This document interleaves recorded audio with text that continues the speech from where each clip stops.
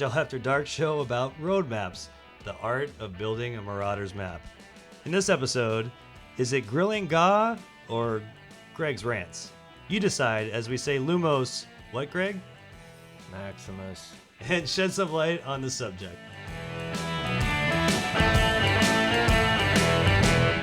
Here we are in the Agile After Dark studios, coming from you, not from Arizona, which was the last episode, but from the Heartland. And we'll deliver more on that later. But I'm here with not only co-host, I guess I can call you co-host. Yeah, co-host. But also producer behind the glass, Brandon Gartley. He's also, by the way, the resident nerd, and not just Agile nerd, just general nerd. And so we're going to talk today about the art of building a Marauders mask.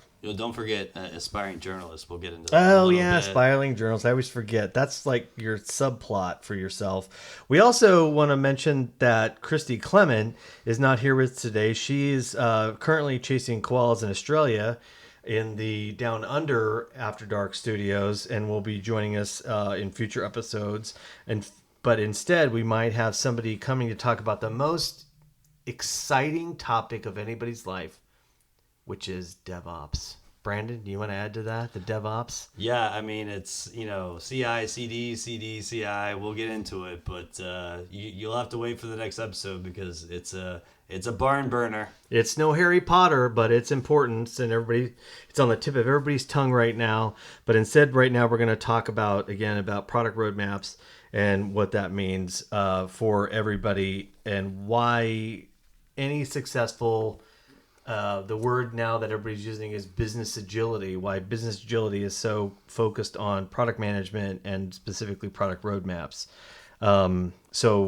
In typical Agile After Dark format, we're gonna bring up some of those popular terms. We're gonna see what they really mean in the context of what we do and what Agile is, and kind of see what is popular to being said versus what it really is. Right. Well, and in the Heartland, the other thing about Agile After Dark, in the Heartland, there is no time zone. It's like when you go to the airport and no matter what time of day it is, you have a drink at the bar. Same thing here. We're drinking right now. You have no idea what time it is because it is in the... and that sound that you just heard was the peeling of the, what do you call those cozy things with the zippers? The koozies. A koozie coming off of a beer, getting ready for another one. Yep, so exactly. I mean, my drink of choice for this particular episode is the two brothers Domaine du Page, the French country ale, fancy smancy. Very fancy. We are in the Heartland, so it is a Heartland beer. What do you got going there? That's what I was going to say. Very fancy for the Heartland. I'm just doing a straight up whiskey kind of bourbon Maker's Mark thing, and with a little bit of side water there. Yeah, I mean, this is the Ga's drink of choice. Not a lot of people, we didn't mention that in the last episode that you go by Ga, but most people should know that. So when we move forward, we'll talk about why that's relevant. So let's get into this subject here about, and I didn't properly introduce, I don't think, our topic here. This is Agile After Dark, the podcast that addresses Agile topics not talked about in the light of day.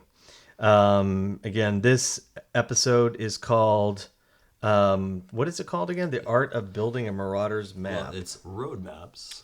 The Art of Building a Marauders Map. Right.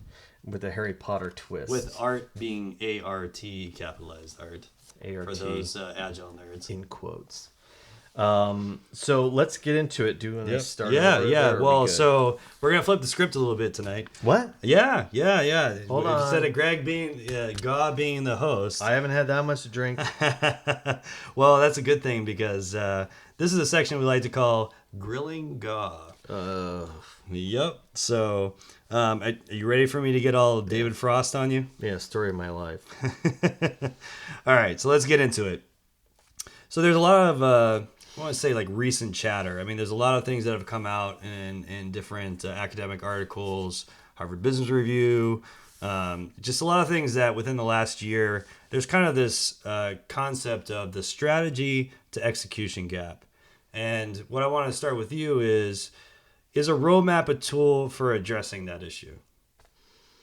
Well, I mean, it might be the hardest thing to do, which is, especially if you're in a large, financial institutions, or financial services company or healthcare company. How do you protect yourself against, not only if you don't have a product that goes direct to market, but how do you manage the internal clients that you have? And a lot of times, what's really important is creating that roadmap to protect you and your team. Think about it. The biggest expense in software development is the teams. And so if the teams don't have a clear vision of where they're going and what they're trying to build, then you're going to run into issues. So one reoccurring problem is that if you have vision and no action, you have a serious problem. And if you have action and no vision, then you also have a nightmare of a problem. So Yeah, so I think one of the things that I'm interested in is because of kind of the arguments they're going back and forth in the strategy to execution gap is, do you have people that are doing the work involved in the strategy?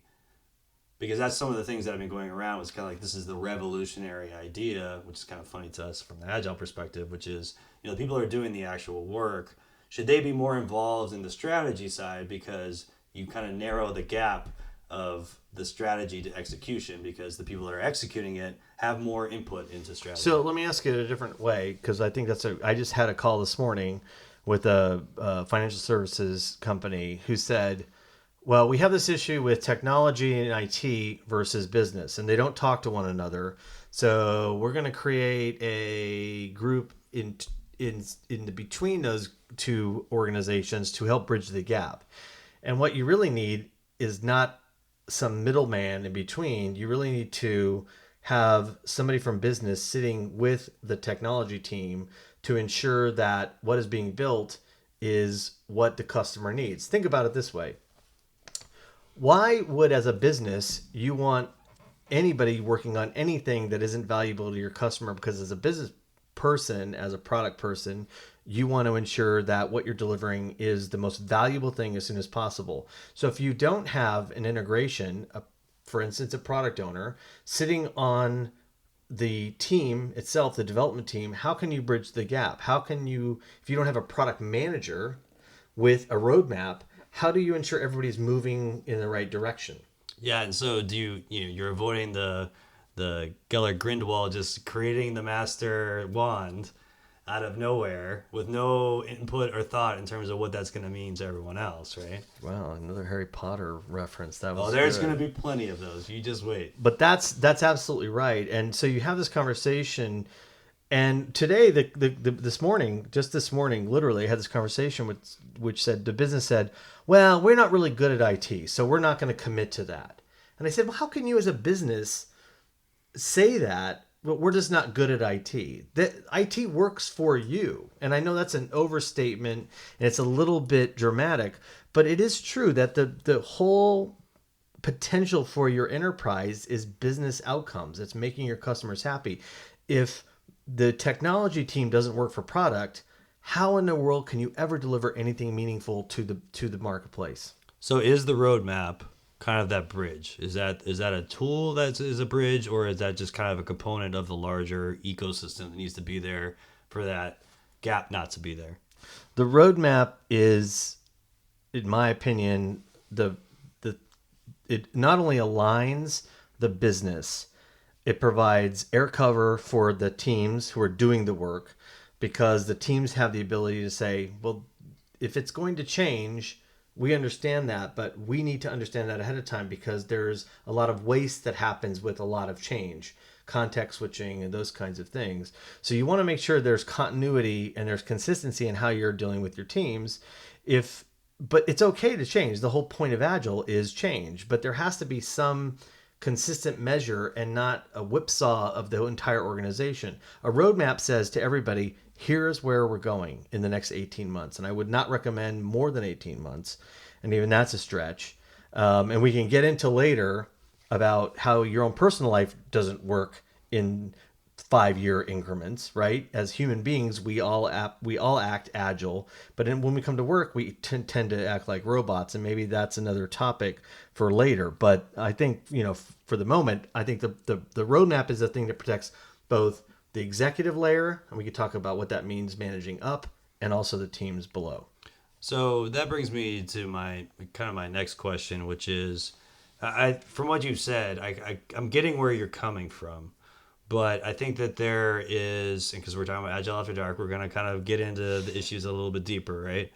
Is a roadmap always a solution? Is it always add value? And I want to kind of provide some context to that question. At Project X at Google, probably heard of it. One of the things that they look to do is to fail at the hardest thing first and work backwards. So AstroTeller, which, I mean, by the way, freaking fantastic name. I mean, I think it's like one of the all-time names in terms of, if anyone was going to run Project X, AstroTeller is the person to do it. AstroTeller, what is it like? What does that mean exactly, though? I don't know. It reminds me of the Jetsons. I mean, Astro was the dog, so I don't know if that's really a compliment or not. But I think, it's one of those ideas of let's look at whether it's a roadmap or it's whatever sort of product solution you're trying to do. And rather than saying, okay, we're going to spend time thinking through a roadmap of where we want to get, at this eventual point, whether it's 18 months or whatever, do we really want to spend the time to get further down the road and see that failure we were worried about was something we can't get past? So that's something that they, at Project X and at other places, they look at trying to have the teams focus on that, the hardest problem first, and saying, if we can solve that, great. If we can't, we'll still reward the team for realizing early enough that we're not going to spend so much time on that, and reward them. And I think I saw or read or heard on a podcast or Resident something like that. Nerd. Yeah, that he actually rewards them in the fact that he brings them up on stage and says, hey, this team, they failed fast. They failed the thing really early for the thing further down the line, and we're giving them 2 weeks of vacation.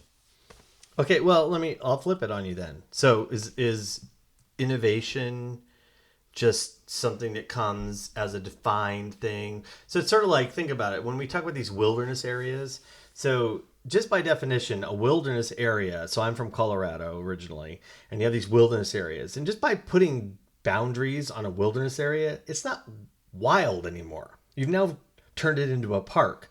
Is innovation the same way? If you put a boundary on innovation by doing it on half of a Friday of every other month or a specific thing, shouldn't innovation come at every stage of everything you do and how you think? Yeah, and I hear what you're saying, and I struggle with this too. That's one of the reasons I wanted to grill you about it, Ga, is that if we're looking at being innovative, depending how you like to say it, do you say we're going to challenge the hardest problems in terms of these things that most people say can't happen? Is that by itself innovation, and therefore looking at the furthest problem first probably has value, right? But is innovation saying we have this great idea, let's run with it and see what we can do with it based on a roadmap? Is that innovation in that sense? Well, it could be. I think, we can argue about incubators, and incubators have been coming along for years. Startups have been coming along for years. You can argue about the success of those things one way or another. But I also think when you talk about innovation, it should come from a team. It should come from one developer on a team who says, hey, what if we did this small project, which would save 30 people on multiple teams time? That's innovation too. It's not just a big picture situation. So you're looking for the Hermione Granger of the team to come up with something. Oh my God, I cannot believe that you did that. But yes, I guess that's true. Right. You're right. Right? She was always the one that was, not in the forefront, but she was the smartest one. But, if you look at those critical behaviors of that same methodology, you look at, you've got to figure out what the identity is. You've got to make sure the strategy is understood by everybody on the team, which goes back to product management and the roadmap. concentrate on your unique cultural factors and values that you want to propagate which always imbues itself in the product itself, and then share the future and what you're trying to do. So I think those are the things that, from a roadmap perspective, everybody wants to know where they're headed. Everybody wants to be connected to their work, and it doesn't matter if you're, in my opinion, the quality folks always get left behind, and they're the most important person on the team, in my opinion.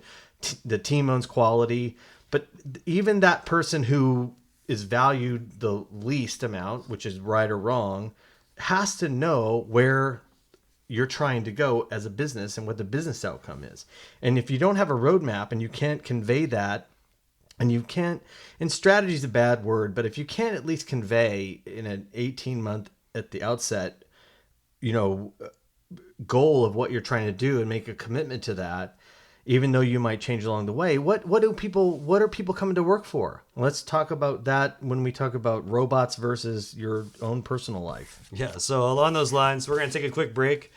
Please send any questions or feedback to feedback@agileafterdark.com.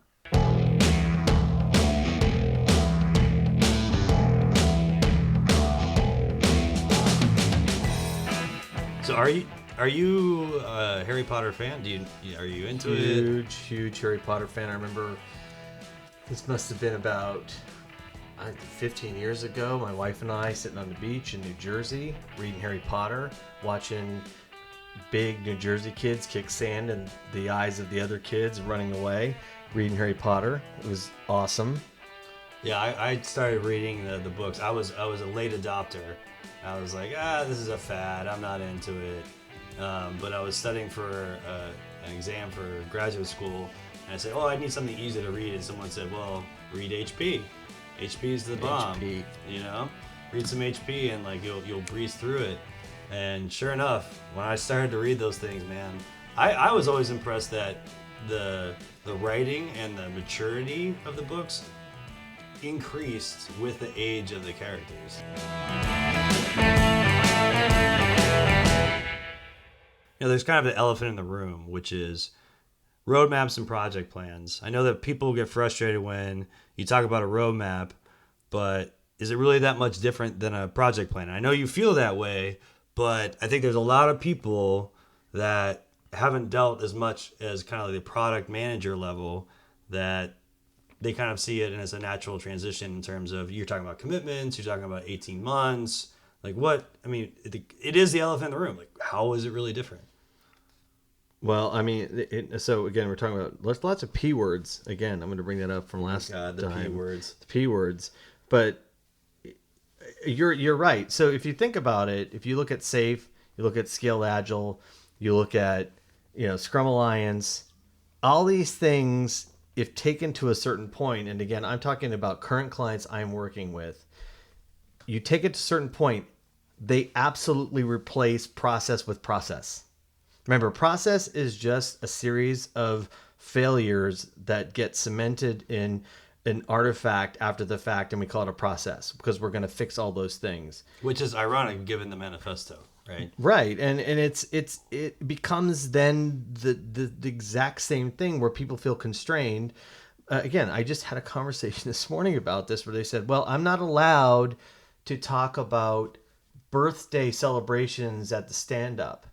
And I said, well, who said that? Well, our Agile coach, or the internal Agile coach, said that. And I said, no, the whole point of not wasting people's time in a stand-up is not letting two developers argue over some religious war over a language or a framework that they want to use.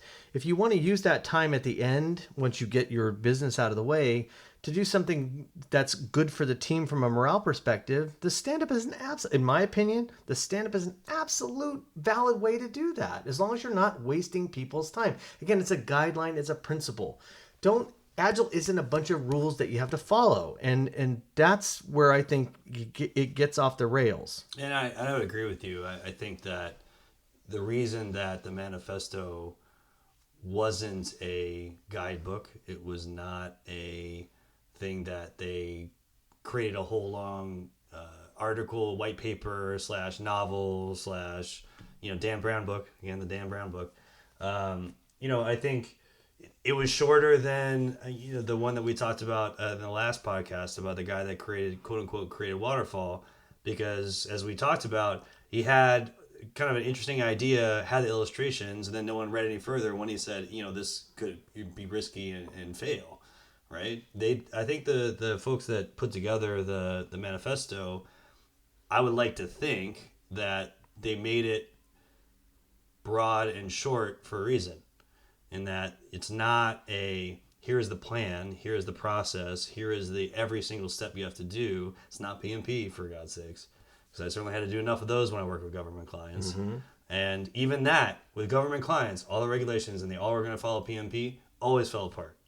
Well, and again, are you just replacing, is Agile just the next Waterfall? And again, I'm not bashing Waterfall, because Waterfall has its place. And all these frameworks have their places, but are you just replacing process with another process? I mean, I think, honestly, again, we're talking about Agile After Dark, stuff that people don't want to talk about. Does Agile become, for certain organizations or individuals, just the next step in their PMP? And I probably would use that as the best example. It's like, it's not principles anymore. It's not frameworks. And the whole point of Agile is getting people to think for themselves. It's getting people to think about what they're trying to do. And to bring us back to the Marauders map, to Accio the Marauders map back to where we're at, we're really focusing on roadmaps.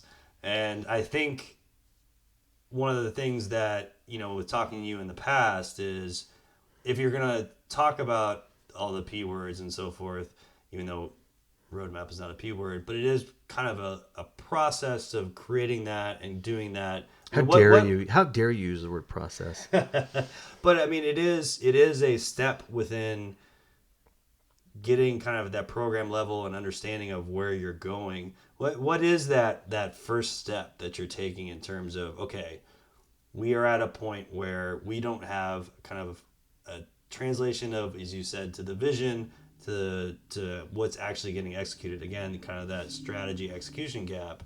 What is the roadmap, and kind of how do you get started? Well, and there's a difference between doing work and being busy and actually trying to add value.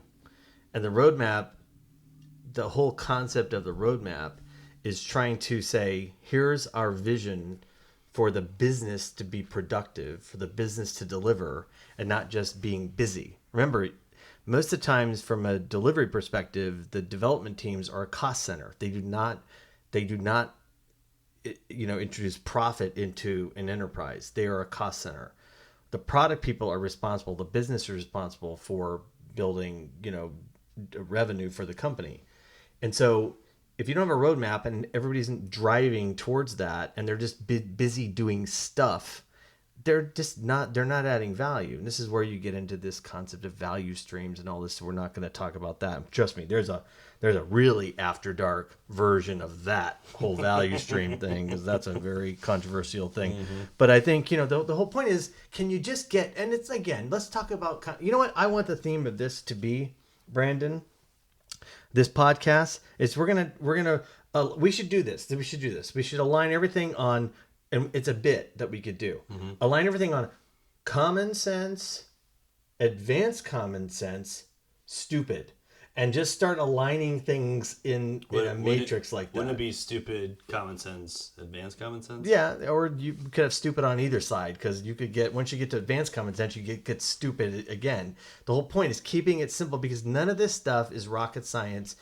It's more, one of our colleagues that I love at SIQ, who works on a major product company, says this is more about a grind than about being right. It's about getting in and helping people change behaviors from a behavioral perspective, and doing that. And that's really what we're talking about. And that's hard work, but it's valuable work. And it helps to not talk straight into the microphone and step back a little bit so I don't wreck the levels. But this is the most important thing, is really changing people's behaviors. Yeah, you say, I solemnly swear that I'm up to no good. So can we agree that we have no idea where we are on this script? Brandon, because we have diverged completely away from this script, and we were going to take a break. We really didn't take a break for those of you listening, but do we want to take a break now and recollect ourselves, get into the drink? By the way, I'm dry here. Yeah, no, that's absolutely right. So we will say Expelliarmus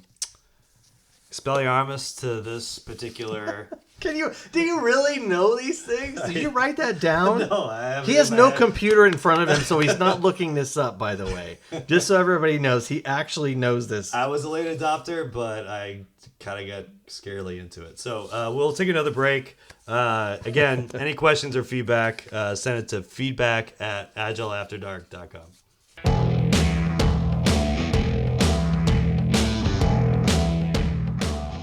You know, it's funny, we were talking about like the Marauders map. I kind of just did it as kind of a fun play on, you know, the idea of creating a roadmap. But I think there are some interesting similarities in what the Marauders map is and kind of a roadmap, right? Like it's, you see what people are doing, you see them in their spaces, but you're not necessarily directing them and saying this is the way they have to go. For them to get from point A to point B within the castle, you're kind of just watching that and thinking, hey, maybe this is not the best way, or do I need to intervene or not? I don't know. It was a mistake.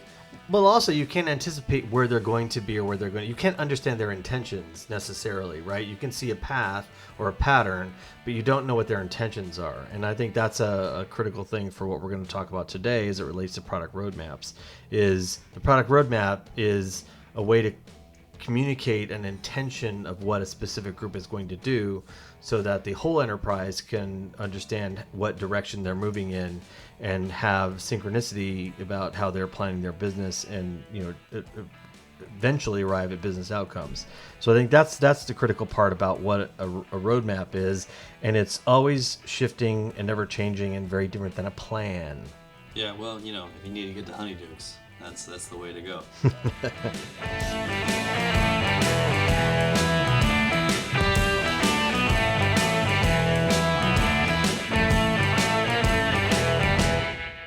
Levels good? Yeah, levels are good.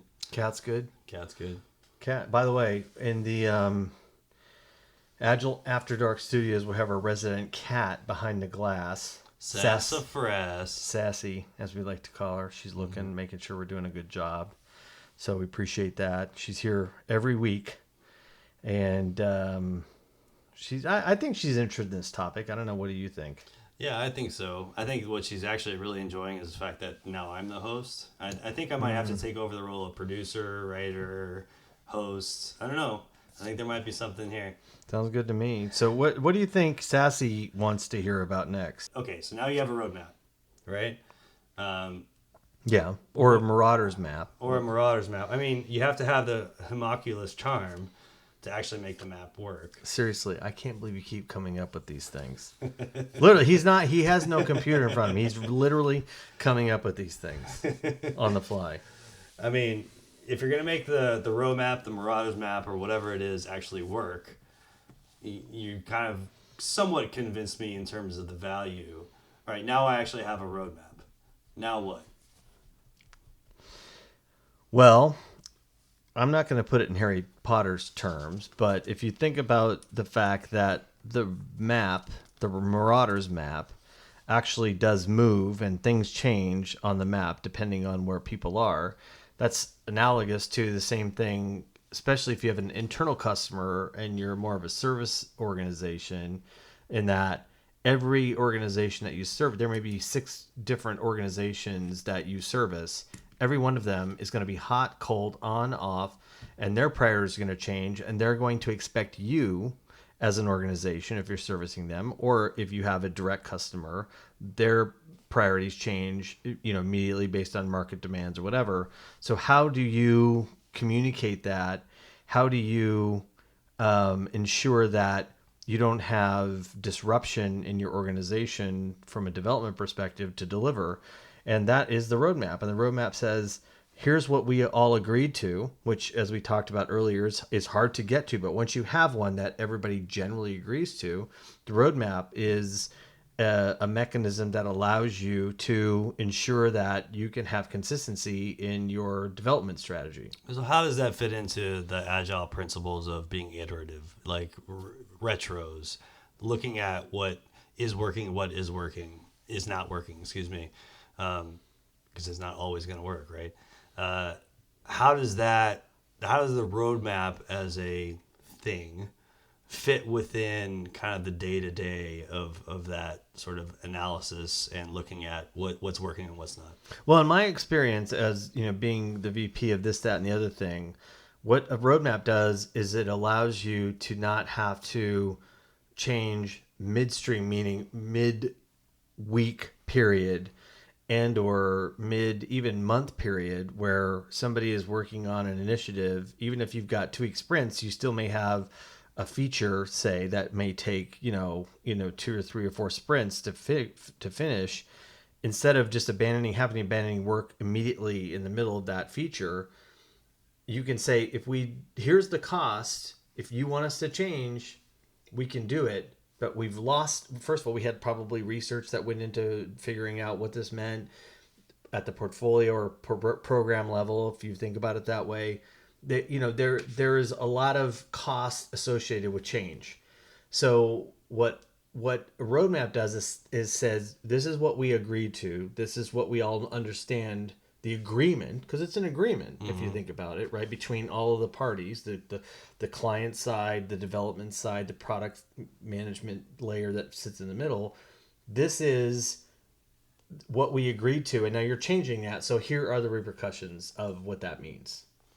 Yeah, and so when you're talking about repercussions, it brings me back to what was the project management triangle, which is, what was it? Kind of the cost versus the time versus, was it the plan? I can't remember what the other third one was, but in the middle was quality. Yeah. Right. And so if you move those triangles that are surrounding quality in any certain way, you have to evaluate whether you're still. Yeah, I think the quality thing is, I don't know. This is a provocative thing to say. I think the quality is used as an excuse because quality should be built in, meaning that quality quality means whatever code or deliverable, it could be a spreadsheet, it could be whatever is delivered, everybody on that team should assume quality. No matter, I don't care if it's a development team or what kind of a team, content team, they should assume that what they put into the next iterative phase of however long that is, it should be absolutely up to the quality. When it comes to a quality team, meaning that they're testing or thinking about things outside of the bounds of what a normal thing is, that's a different thing. And I think everybody uses that excuse of quality, quality will suffer. Well, what does that even mean? Yeah, and we talked about innovation earlier, right? And there's also the minimal viable product. Kind of where do those things fit in terms of the roadmap? Because you have an 18-month thing. Is there a space for innovation? And if so, how does that work? And my second part of the question is, if we're looking at putting out MVPs, then how does are those markers within the roadmap? How does that all fit together for people that may not know it as well? Look, we talked about the Google X Labs thing where they set aside innovation and they have a totally side, it's like, it's basically a side project. Most people don't work on side projects. Most people work on things that make the company money. Quality is something that doesn't sit outside. Innovation is something that doesn't sit, in my opinion, doesn't sit outside. It has to be built in. When you say quality is built into the team and team owns quality, it means that when a developer develops something, they have, even though they don't want to, because we know developers, they hand that over to whatever quality team that's going to try to break it. They know their code is sound, solid, and good. It has nothing to do with their code. That's because the team owns quality. The quality team, some people call them testers. I don't like that term. The quality team is looking for outliers. They're looking for how to break it, how to move it. Innovation is the same way. Innovation should come from the lowest level developer who says, I haven't been here very long. I don't really know how you guys work, but it seems like you guys are not doing it the right way. What if we did it this way? Innovation comes from the innocent ideas a lot of times, not some gigantic corporate initiative, right? Innovation, startups are for a reason. It's because somebody had an idea and they're like, hey, what about this? Bootstrap kind of initiatives always work much better than corporate initiatives for innovation. And quality is the same, right? And product roadmaps kind of play into that. It's not a separate, oh, we're going to have a separate roadmap for quality. We're going to have a separate roadmap for innovation. No, the roadmap should assume those things are in place. Yeah, and so when you've got so it kind of brings me to my next question is how it all Another fits together. question? Yeah, Jeez. I know, but I mean, you keep bringing up points that deserve some questions because it's Agile After Dark. We question things, right? Is that when the program team has Hedwig like deliver the product roadmap Again. and Hedwig doesn't run into the window like Ron's owl did. Seriously, let me see. Did you write these down? Because you really are. These references are literally coming out of his head. Just so you know. Yeah, I mean, so delivery of the roadmap, because you brought up teams, so that's why, because I work a lot with teams, right? And that's where I see as a coach a lot of the value occurring, honestly. And so for you, as someone that has had a lot of experience at the product level and product management level, that message being delivered of here's the roadmap, because then I'm going to circle all the way back to that strategic execution gap. Where have you seen it be really successful in terms of talking about here's our roadmap, we're all on the same page, and where have you seen it fail? Well, it's a good question. I don't have a Harry Potter reference. Sorry, audience. But I think when it's successful, it's Alohomora, like unlocking the doors. oh jeez. Sorry I even said that just now. But I think when it's successful, it's broad enough to not discourage people when it doesn't go the way you think it does. But you still, at the end, people like starting and finishing things. I always tell the story about my wife. My wife is, she can do 10 things at once, but she can only get 85% done. But she can do 10 things at once. I can only do one thing at a time, but I like to get it done. And I like to get it done to 100%. And I think a lot of people like getting something done at work, maybe as opposed to your personal life. Because I think at work, you're judged from an HR perspective, which we're going to have a lot more conversations on this podcast about. But people like to feel like they started something and finished something because they're judged on that, right? And so I think roadmaps help people feel, one, that I started something and I finished something that was along a strategic perspective, that had a strategic perspective. Two, I'm covered from an HR perspective because they want to make sure that, hey, we weren't signed up for something we couldn't, execute on.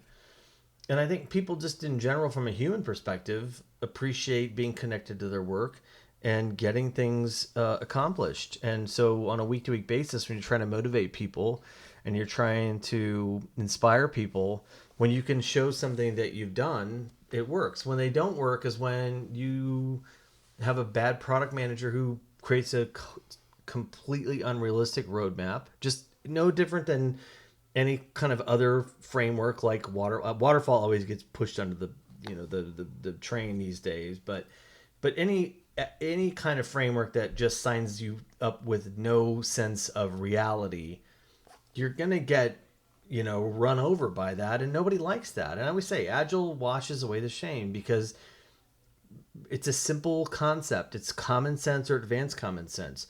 Don't sign your teams up for things that they can't do.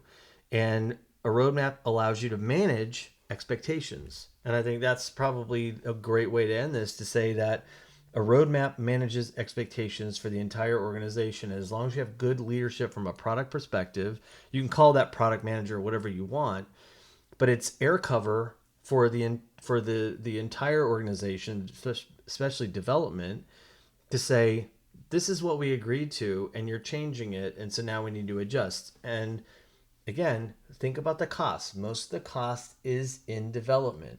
So if you're ineffective and inefficient in development because you don't have the right path and the right product roadmap, you're going to create an enormous amount of waste, and not only from a cost perspective, but just a morale perspective.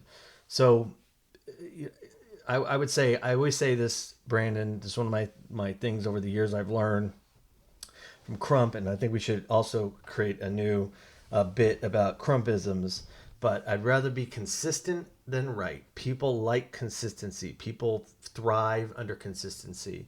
And you can do a lot with, even if you feel like your team is mediocre, you can do a lot if you just lead them the right way, inspire them, and be consistent. So what I'm hearing from you is product managers putting on a visibility cloak is a bad thing.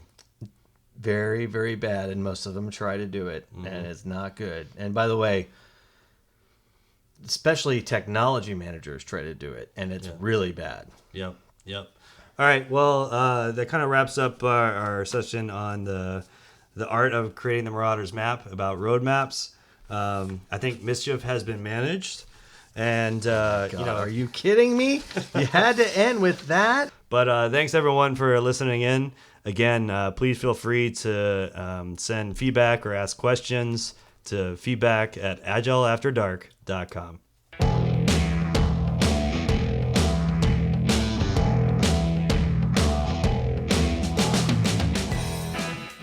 And I mentioned before that I was in New Jersey, but my father-in-law, who is a senior partner in a corporate law firm in Manhattan, when he caught me reading these, he thought, this moron is marrying my wife. That's what he thought when he came down. And he didn't say it out loud, but the look in his eyes, that's what I took from it.